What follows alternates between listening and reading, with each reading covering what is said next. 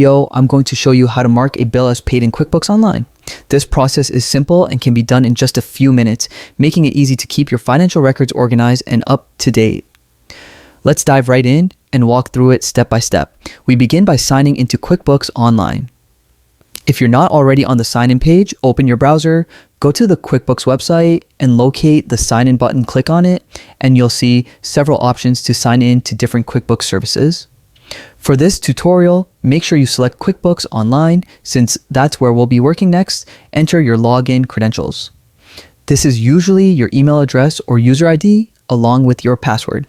Double check that you've typed everything correctly because accurate credentials are key to accessing your QuickBooks account once entered. Click Continue to log in securely.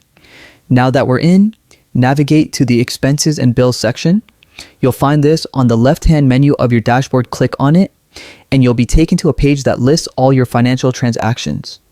This section is where QuickBooks organizes bills, payments, and expenses in one place. Once you're in the Expenses section, focus on the top of the page where different transaction categories are displayed. Click on Bills. This filters the list to show only bills, which helps streamline the workflow for today's tutorial.